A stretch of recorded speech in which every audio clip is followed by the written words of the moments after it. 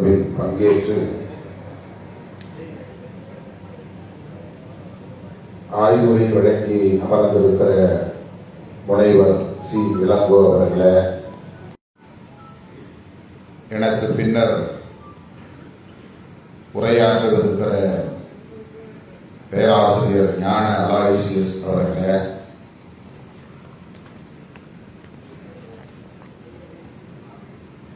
அடுத்து உண்மையிலேயே நான் பங்கேற்கவிருக்கிற அமர்வு மூன்றாம் அமர்வு.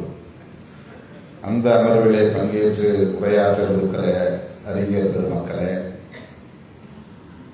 திரளாக கூடியிருக்கிற தமிழ் தேசிய போராளிகளே,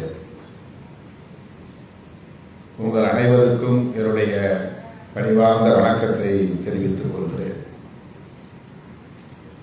அடுத்து இன்னொரு நிகழ்வில் நான் பங்கேற்க வேண்டும், வட சென்னை பகுதிக்கு செல்ல வேண்டும்.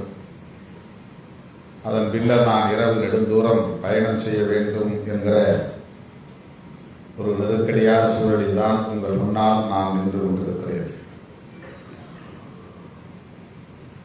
இந்த இரண்டாம் அமர்வில் ஒரு இடைச்சீறுகளாக நான் வர நேர்ந்து விட்டது. அதற்காக பொறுத்தருட வேண்டுகிறேன். மே 17 இயக்கம் மிகுந்த பொறுப்புணர்வோடு தமிழ் தேசிய அரசியலை இந்த மண்ணில் வளர்த்தெடுக்க வேண்டும் என்ற அந்த பொறுப்புணர்வோடு இது போன்ற ஆய்வரங்கங்களை அறிஞர் பெருமக்களை கொண்டு நடத்தி வருகிறது. இதே அரங்கில் கடந்த ஆண்டு இந்த தமிழ் தேசிய பெருவிழாவை வெற்றிகரமாக நடத்தினார் தோழர் திருமுருகன் காந்தி அவர்கள். அதிலும் பங்கேற்று உரையாடக்கூடிய ஒரு வாய்ப்பை எனக்கு வழங்கினார். இது இரண்டாவது ஆண்டாக இந்த தமிழ் தேசிய பெருவிழா ஒருங்கிணைக்க பெற்று இன்றைக்கு முதல் நாள் நிகழ்வு மிகச் சிறப்பாக நடந்தேறி கொண்டிருக்கிறது. நாளையும் நடைபெற உள்ளது. மிகவும் முக்கியத்துவம் வாய்ந்த தலைப்புகளில், கருப்பொருள்களில் ஆற்றல் வாய்ந்த ஆய்வறிஞர்களை அழைத்து வந்து இங்கே வகுப்பெடுத்துக் கொண்டிருக்கிறார். கல்லூரிகளில், பல்கலைக்கழகங்களில் பேராசிரியர்கள் பேசுகிற, மாணவர்களுக்கு வழங்குகிற அந்த ஆய்வுரைகளை இன்றைக்கு களத்திலே நின்று போராடக்கூடிய நமக்கு பேராசிரியர் பெருமக்கள் எடுத்து விவரித்துக் கொண்டிருக்கிறார்கள். இத்தகைய பின்னணியோடு தான் நாம் களத்தில் நிற்க வேண்டும்,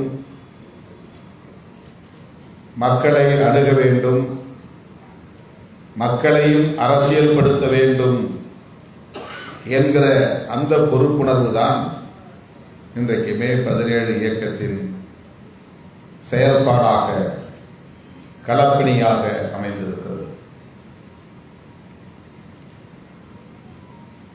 மக்களை அமைப்பாக்குவது நம்முடைய மகத்தான பணி. அதற்கு அவர்களை அரசியல்படுத்த வேண்டியது இன்றியமையாத தேவை. அதற்கு முன்னர் களப்பணி ஆற்றக்கூடிய நமக்கு நம்முடைய அரசியலின் பின்புலம் கட்டாயம் அறிந்திருக்க வேண்டும். நாம் அறிந்திருக்க வேண்டும், நமக்கு தெரிந்திருக்க வேண்டும். தமிழ் தேசியம் என்பது நம்முடைய இலக்கு.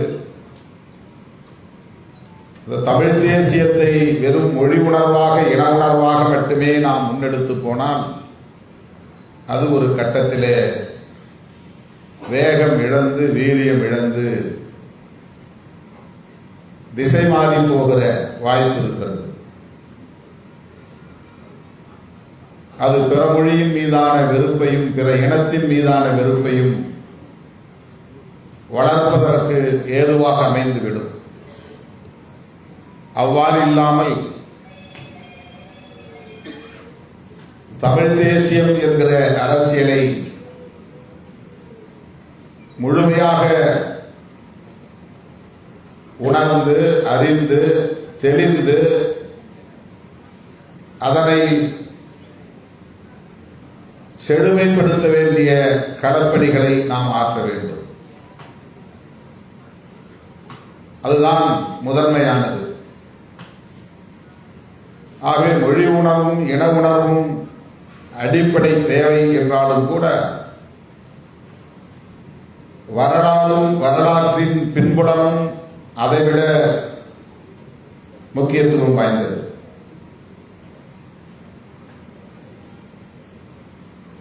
அந்த புரிதலோடு தான் இத்தகைய கருத்தரங்குகள் மே 17 இயக்கத்தால் ஒருங்கிணைக்கப்படுகிறது என்று நான் பெரிதும் நம்புகிறேன். தமிழர் வரலாறு அது அரசியல் சார்ந்தது, பண்பாட்டை சார்ந்தது, இதர வாழ்வியலை சார்ந்தது என்கிற அடிப்படையில் முப்பெரும் தலைப்புகளாக பிரித்து 2 நாள் அமர்வுகளை தோழர் திருமுருகன் காந்தி அவர்கள் ஒழுங்கு செய்திருக்கிறார், ஒருங்கிணைத்திருக்கிறார். எழுச்சியும் வீழ்ச்சியும் கொண்டதுதான் வரலாறு. மகிழ்ச்சியும் துன்பமும் கலந்ததுதான் வரலாறு. அந்த வரலாற்றில் அரசியல் களத்திலே பங்கேற்பவர்கள் முதன்மையானவர்களாக இருக்கிறார்கள் அல்லது அந்த வரலாற்றை எழுதக்கூடியவர்களாக படைக்கக்கூடியவர்களாக இருக்கிறார்கள். அரசியல் களத்தில் நேரடியாக பங்கேற்க முடியாத உழைக்கும் மக்கள் இதை பற்றிய எந்த புரிதலும் இல்லாமல், அரசியலோடு தொடர்பு இல்லாமல், இலக்கியத்தோடு ஈடுபாடு இல்லாமல் எப்போது போல் இயங்கிக் கொண்டே இருக்கிறார்கள், உழைத்துக் கொண்டே இருக்கிறார்கள். இந்த அரசியல் எழுச்சியால் அல்லது அரசியல் வீழ்ச்சியால் ஏற்படுகிற பாதிப்புகளுக்கு ஆளாகிறார்கள், அதன் விளைவுகளை சந்திக்கிறார்கள்.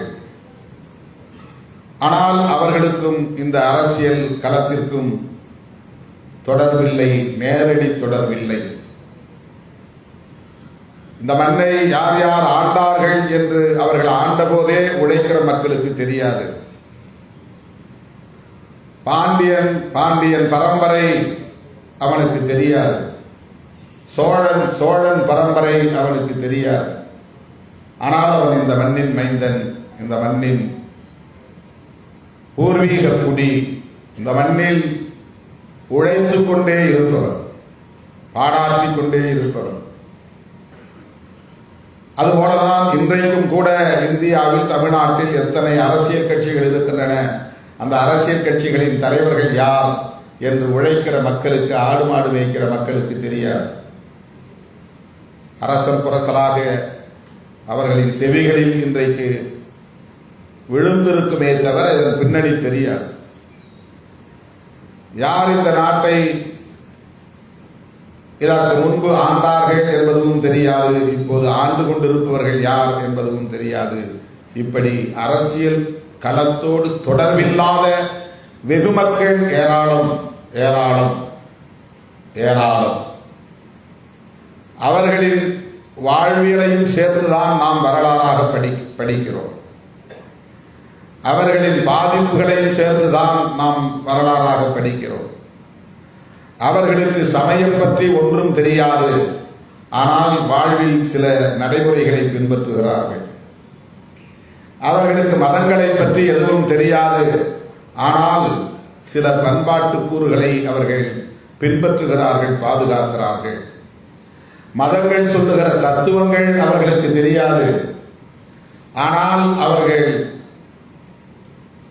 அந்த தத்துவங்களோடு இணைந்த வாழ்வியலை கடைபிடிக்கிறார்கள். எனவே யுத்தங்களை பற்றி தெரியாமல் வாழ்ந்த மக்கள், யுத்தத்தில் எழுச்சி பெற்றவன் யார், வீழ்ச்சி அடைந்தவன் யார் என்கிற வரலாறு தெரியாத மக்கள், இலக்கியம் அறியாத மக்கள், கவிதைகளை படிக்காத மக்கள், பாடல்களை எழுதாத மக்கள் எப்போதும் இந்த மொழியையும் இந்த மொழியின் அனைத்து கூறுகளையும் பாதுகாத்துக் கொண்டிருந்தவர்கள். அவர்களால் தான் இன்றைக்கும் மொழி பாதுகாப்பாக இருக்கிறது. அவர்களால் தான் இன்றைக்கும் இந்த இனத்தின் பண்பாட்டு கூறுகள் பாதுகாப்பாக இருக்கிறது.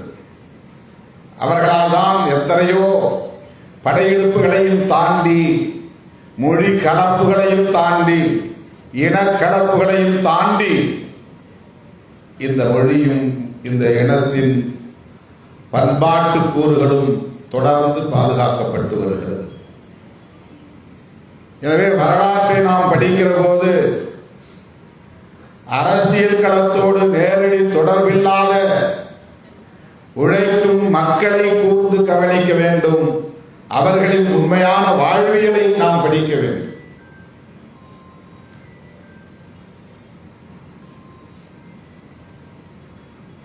ஆண்ட மன்னர்களின் வரலாற்றை படித்துவிட்டால் அது வரலாறு ஆகிவிடாது. அவர்களின் வெற்றிகளை நாம் பெருமை பொங்க பேசுவதனால் அது வரலாறு ஆகிவிடாது. அவையும் இணைந்துதான் வரலாறு என்பதிலே யாருக்கு மாற்று கருத்து இல்லை. ஆனால் அவற்றை எல்லாம் கடந்த சமூகம் ஒன்று இருக்கிறது, மக்கள் இருக்கிறார்கள். அவர்களுக்கு உண்மையிலேயே சாதி என்பது தெரியாது. ஆனால் அது வாழ்வில் இயங்கிக் கொண்டிருக்கிறது. அதிலே பகை எழாது, அவர்களுக்கு இடையிலே பகை எழாது. சாதி பெயர்களை இயல்பாக சொல்லி உறவாடுகிறார்கள். பகை இல்லை, அந்த இடத்தில் மோதல் இல்லை. அரசியலில் நேரடியாக தொடர்புள்ளவர்கள் தலையிடுகிற போதுதான் அது முரண்பாடாக மாறுகிறது, பகையாக மாறுகிறது. இதுதான் நீண்ட நெடிய வரலாறு. ஆகவே இது பற்றிய புரிதலே இல்லாமல் உழைத்துக் கொண்டே இருக்கிற சாமானியமான மக்களின் வாழ்வியலையும் நாம் உள்வாங்க வேண்டும்.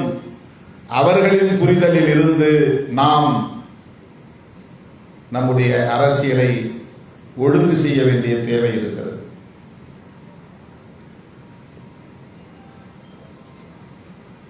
இன்றைக்கு தமிழ் தேசியம் என்பதை நாம் உரத்து பேசுகிறோம். அதற்கு முன்னதாக தேசியவாதம் என்பதையும் நாம் உள்வாங்கிக் கொள்ள வேண்டிய தேவை இருக்கிறது, புரிந்து கொள்ள வேண்டிய தேவை இருக்கிறது. அவற்றை எல்லாம் பொருத்தி பார்க்கிற போது நடைமுறை அரசியலையும் நாம் இணைத்து அதை முன்னெடுக்க வேண்டிய தேவை இருக்கிறது. இது ஒரு புதிய அரசியலாக இருக்கிறது என்கிற ஈர்ப்போடு இதிலே நாம் இணைந்து விட்டால் அது எத்தகைய தாக்கத்தை ஏற்படுத்தும், விளைவுகளை ஏற்படுத்தும் என்பதையும் நாம் கணக்கிலே கொள்ள வேண்டும். இலங்கையிலே இரண்டு தேசிய இனங்களுக்கு இரண்டு வாழிடங்கள் அல்லது நிலப்பரப்புகள் தெளிவாக இருந்தன, வெளிப்படையாக தெரிந்தது. உனக்கான நிலப்பரப்பு வேறு, எனக்கான நிலப்பரப்பு வேறு. என் நிலப்பரப்பை என்னை நானே ஆண்டு கொள்வதற்கான அந்த இறையாண்மையை என்னிடத்தில் ஒப்படைத்து விடுங்கள் என்று கோரிக்கை எழுப்புகிற அரசியல் தெளிவு அங்கே பிறந்தது. ஆகவே அது ஒரு தேசியவாதமாக பரிணமித்தது, வளர்ச்சி அடைந்தது, வலுப்பெற்றது. அங்கே தனியே ஒரு நிலப்பரப்பு இருக்கிறது, வாழிடம் இருக்கிறது, தாயகம் இருக்கிறது. அந்த தாயகத்தில் பூர்வீக குடிகள் தலைமுறையாய் தமக்கான அடையாளத்தோடு, பாரம்பரியத்தோடு,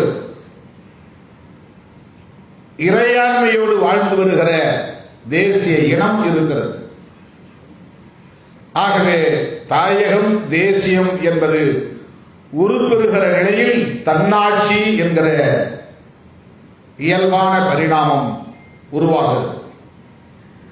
ஆகவே தமிழீழ தேசியத்திற்கான அடிப்படை கூறுகள் தாயகம், தேசியம், தன்னாட்சி என்கிற அடிப்படையிலே உருப்பெற்றது, பரிணாமம் பெற்றது என்பதை நாம் பார்க்கிறோம். அது உண்மையிலேயே தமிழீழ தேசியவாதம்.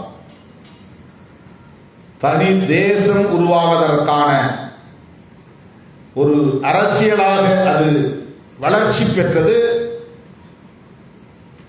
இன்றைக்கு வீழ்ச்சி அடைந்திருக்கலாம், ஆனால் அது வலுப்பெற்று இருக்கிறது, வலுவோடு இருக்கிறது.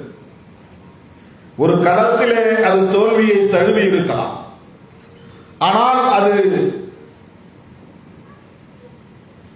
முற்றிலும் சிதைந்து போனது என்று சொல்ல முடியாது. தமிழீழ தேசியம் என்கிற அரசியல் இந்த 3 கூறுகளை அடிப்படையாக கொண்டு வளர்ச்சியடைந்திருக்கிற நிலையிலே அதை எந்த சக்தியாலும் சிதைக்க முடியாது.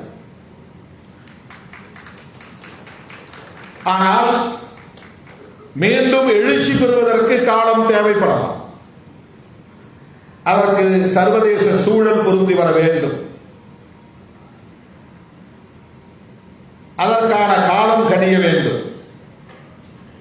அதுவரையில் அந்த தமிழீழ தேசிய அரசியலை அடைகாக்கும் பொறுப்பு அந்த உணர்வாளர்களுக்கு இருக்கிறது, அந்த கடமை இருக்கிறது. இங்கே நாம் பேசுகிற தமிழ் தேசியம் எது தாயகம்?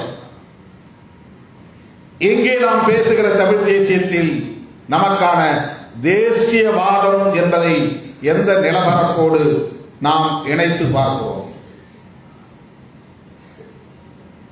நிலப்பரப்பு என்பது தேசியத்திலே மிக முக்கியமான ஒன்று. தேசம் இருந்தால்தானே தேசியம்.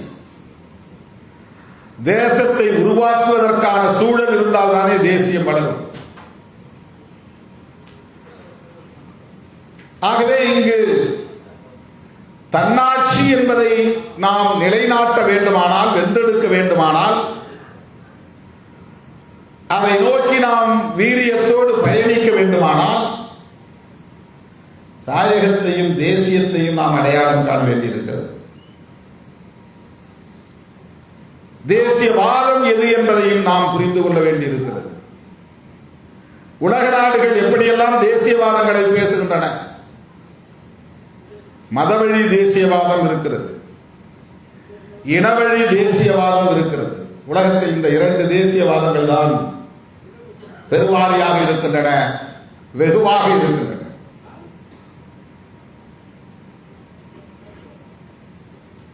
இனவழி தேசியவாதம் அல்லது மொழிவழி தேசியவாதம், அதன் அடிப்படையில் தேசங்கள் உருவாகி தன்னாட்சி அதிகாரத்தை பெற்று சர்வதேச அரங்கில் தமக்கான தனி அடையாளத்தோடு இன்றைக்கு கோலோச்சுவதை நாம் பார்க்கிறோம்.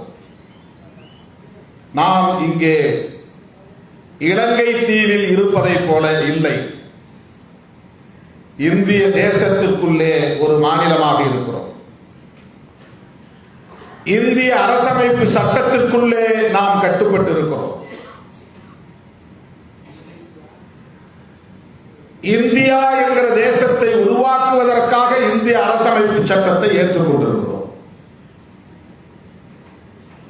இந்தியா என்கிற தேசத்தை உருவாக்குவதற்காக அரசமைப்பு சட்டம் சொல்லுகிற இறையாண்மையை நாம் ஏற்றுக்கொண்டிருக்கிறோம்.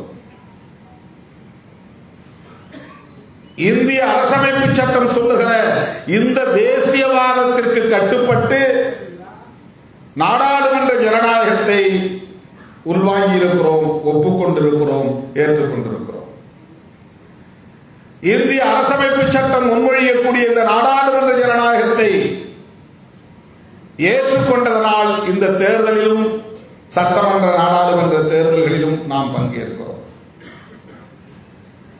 இவற்றையெல்லாம் ஏற்றுக்கொண்டு நாம் தமிழ் தேசியம் என்று பேசுகிறோம் என்றால், ஒன்று நம்மை நாமே ஏமாற்றிக் கொள்கிறோம் அல்லது மக்களை ஏமாற்றுகிறோம் என்று பொருளாகிவிடும். இது ஒரு புரிதலுக்காகத்தான் உங்கள் முன்னால் நான் வைக்கிறேன்.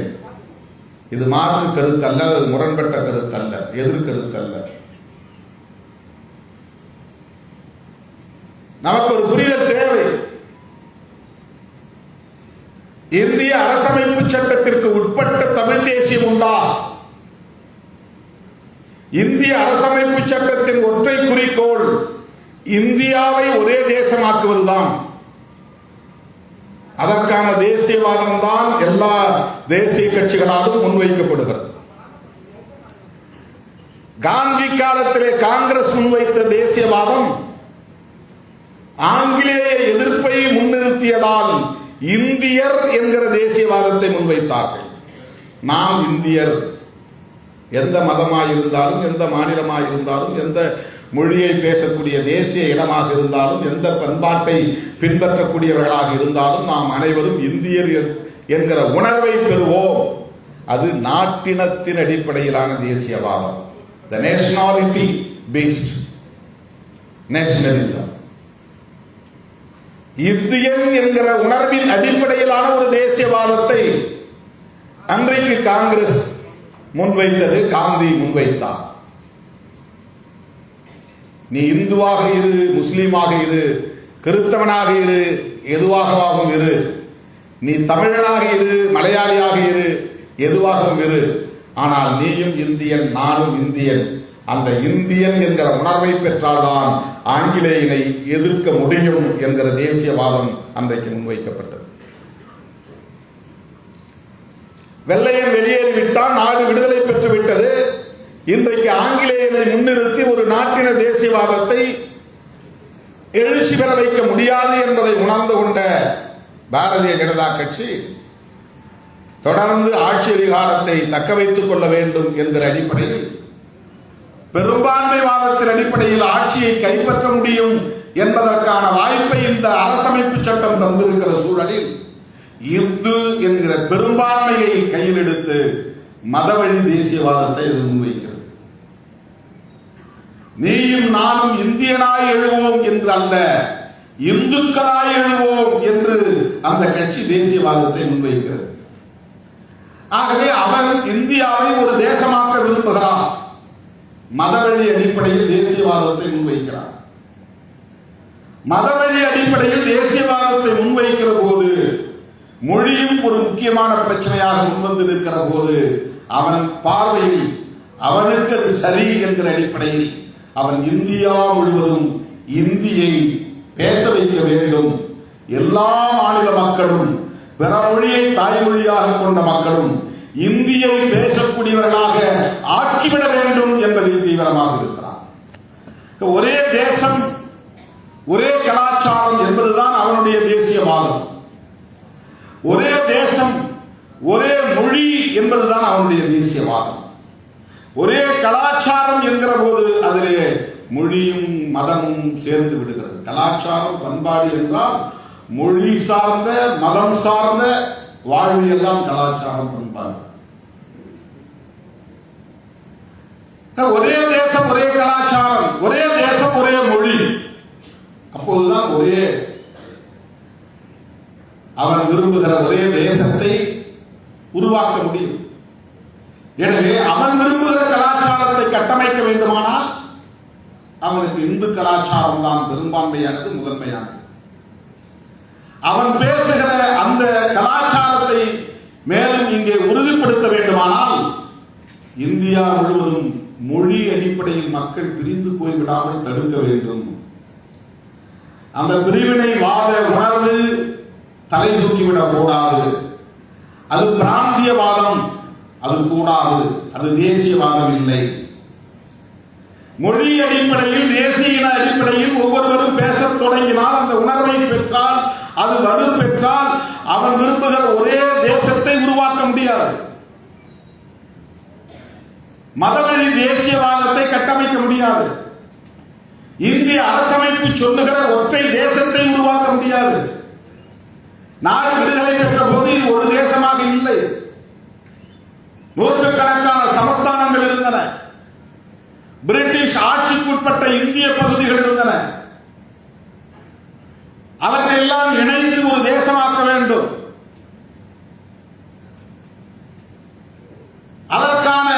வாய்ப்பை உருவாக்கி தருகிற ஒரு ஆவணம் தான் இந்திய அரசமைப்பு சட்டம்.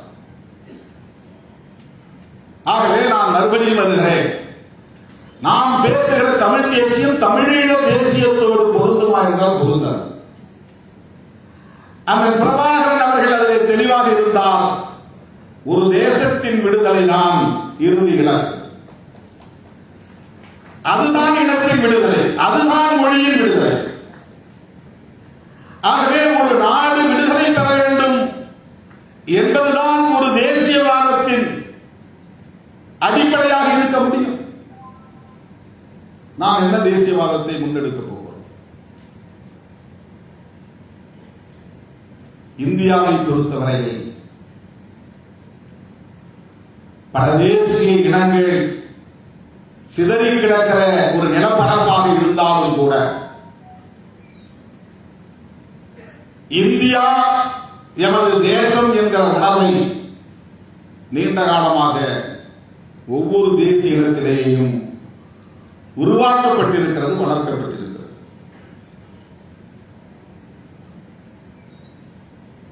இந்திய அரசமைப்பு சட்டத்தை ஏற்றுக்கொண்ட நிலையில அது மேலும் வலுப்பெற்று விட்டது. இவ்வாறான சூழலில்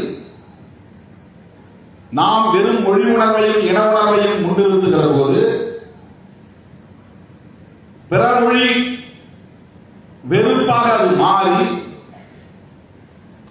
நம்முடைய பயணம் மடைமாற்றம் செய்யப்படுகிறது அல்லது திசை திருப்பப்படுகிறது. மேலும் பிரபாகரன் அவர்களின் வெற்றி என்னவென்றால் ஒரு தேசத்தின் விடுதலையை முன்னிறுத்தி தமிழீழ தேசியவாதத்தை உயர்த்தி பிடித்த சூழலிலும் மிக கவனமாக பொறுப்புணர்வோடு சிங்கள இனத்தின் மீதான வெறுப்பை வளர்க்கவில்லை. எந்த தமிழனும் சிங்களவனை பார்த்து கல்லெடுத்து அடித்ததில்லை. சிங்களவனோடு ஒரு வெறுப்பை அவன் உமிழ்ந்தது. நான் தமிழன், நீ சிங்களன் என்கிற அடிப்படையில் யாரும் தமிழக தரப்பில் இருந்து நிகழவில்லை. ஏன் புலி படையே கூட சாதாரணமான உழைக்கும் சிங்கள மக்களின் மீது தாக்குதல் நடத்தவில்லை.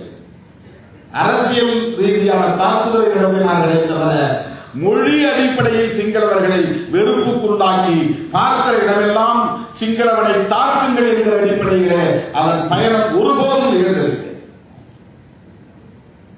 அந்த யுத்தத்தில் எவ்வளவு கவனமாக அவர் இன்னொன்றையும் கையாண்டார் என்பதை நாம் புரிந்து கொள்ள வேண்டும். தேசிய இனத்தின் விடுதலைக்கான ஒரு யுத்தத்தை நடத்திய பேரரசு பிரபாகரன் அவர்கள் எந்த இடத்திலும் தமிழனை ஒரு இந்து என்று அவர் பயிற்றுவிக்கவில்லை. அந்த உணர்வை அவர் உண்டவில்லை. அந்த அடையாளத்தை அவர் உயர்த்தி பிடிக்கவில்லை. இந்து என்கிற அடையாளத்தை உயர்த்தி பிடித்திருந்தால் இந்திய தேசத்திலிருந்து அவர்களுக்கு ஆதரவே பெருகிடும்.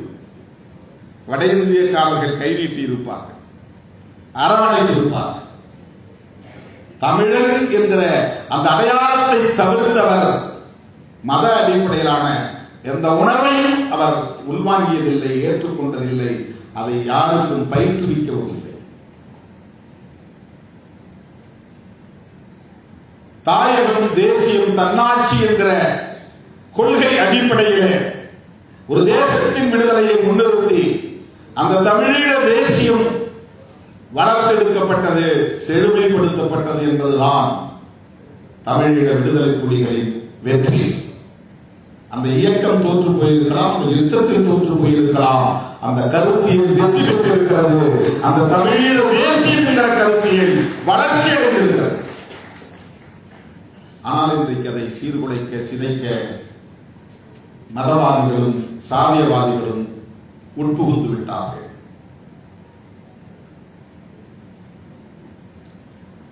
தமிழ்நாட்டை பொறுத்தவரையில் நாம் இந்த அரசமைப்பு சட்டத்திற்கு உட்பட்டு நம்முடைய தனித்துவத்தை பாதுகாக்கிற ஒரு போராட்டத்தை, நீண்ட நெடிய பாரம்பரியம் கொண்ட ஒரு தேசிய பேரினத்தின் வரலாற்றை, பண்பாட்டை, வாழ்வியலை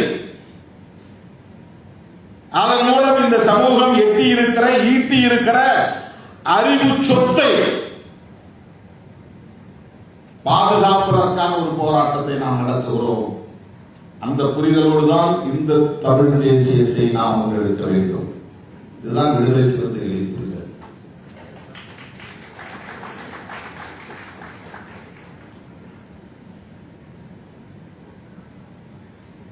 இந்தியா முழுவதும் சிதறி கிடக்கிற உழைக்கும் மக்களை நம்மால் அமைப்பாக்க முடியாது. ஆனால் தமிழ்நாட்டுக்குள்ளே நம்மால் அதை சாதிக்க முடியும். அந்த நம்பிக்கையோடு தான் நாம் களத்தில் இருக்கிறோம். இந்தியாவிலும் தமிழ்நாட்டிலும்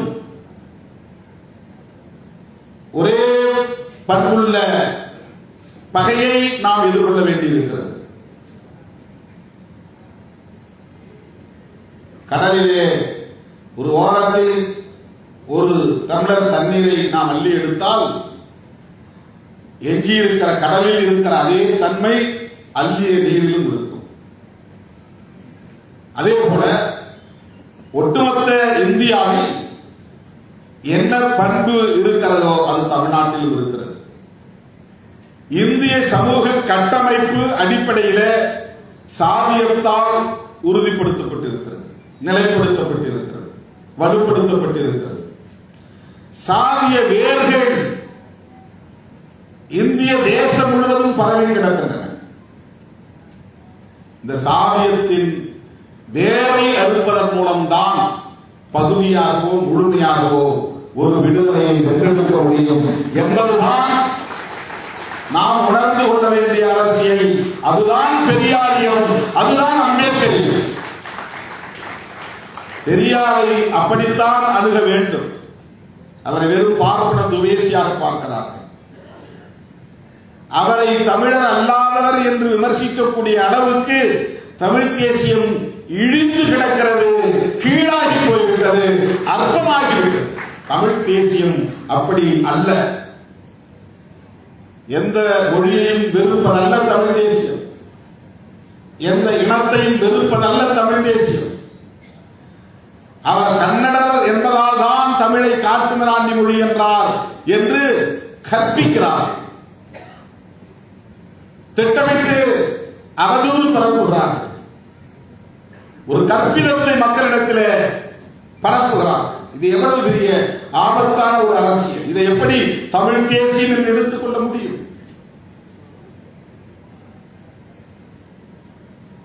அவர் வாழ்ந்த காலத்தில் இது மதராஸ் பிரசிடென்சியாக இருந்தது. அவர் வாழ்ந்த காலத்தில் இந்த தென்னிந்திய மொழிகளை பேசக்கூடிய அனைத்து மக்களும் ஒரு ஆட்சி எல்லைக்குள்ளே வாழ்ந்தார்கள்.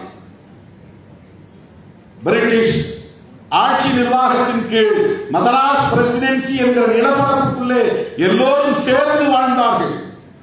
யாரும் இங்கே ஆக்கிரமிப்பு செய்து ஊடுருவல் செய்து இந்த இனத்திற்குள்ளே வந்து இந்த இனத்தை அழிக்க முயற்சித்தார்கள் என்று சொல்வது ஏற்புடையதல்ல.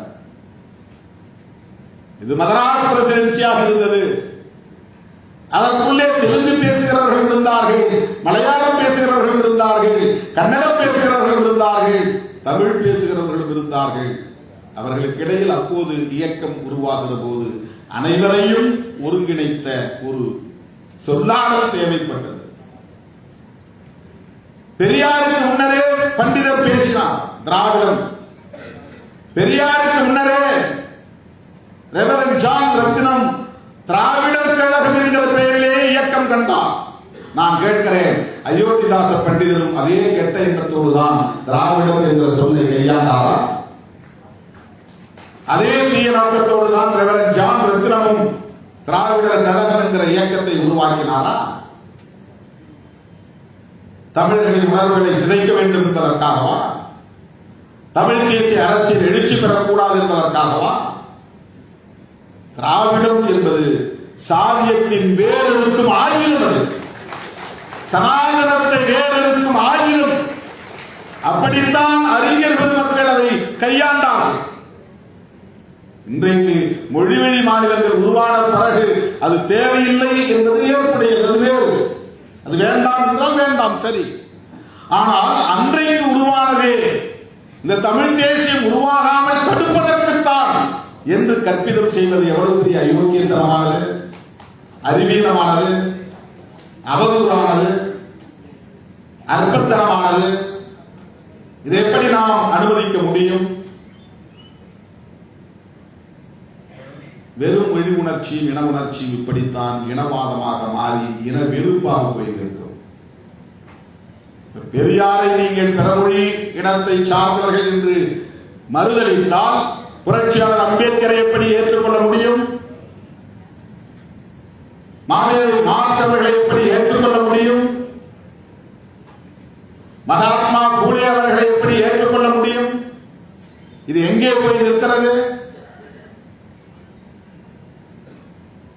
எனது அருமை தோழர்களே, பெரியார் பார்வை என்பது சாதியத்தை வேறறுப்பதன் மூலம்தான் உழைக்கும் மக்களின் விடுதலையை வென்றெடுக்க முடியும் என்பதுதான். எல்லாவற்றையும் தூக்கி பின்னால் வைத்தார், அனைத்தையும் தூக்கி பின்னால் வைத்தார்.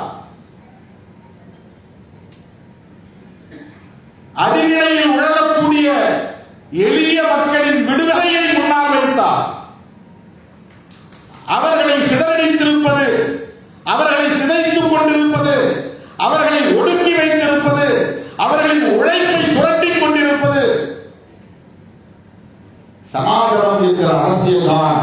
அதுதான் இவ்வளவு பெரிய சமூக பாகுபாடுகளுக்கு காரணம். டிஸ்கிரிமினேஷன்ஸ், இந்த பாகுபாடுகளுக்கு காரணம். அதை வேறு இருக்க வேண்டும் என்கிற வேட்கையும் வெறியும் தந்தை பெரியாரிடத்திலே இருந்திருந்தது. தமிழர்களை ஒருங்கிணைக்க வேண்டுமானால் இந்த பார்வையோடு நாம் மொழிவழி தேசியத்தை முன்னெடுக்க வேண்டிய தேவை இருக்கிறது. அதை தமிழீழ தேசியத்தோடு நாம் இணைத்து பேசுவது அவர்களையும் நாம் கொச்சைப்படுத்துவதாகிவிடும். அது வேறு, இது வேறு.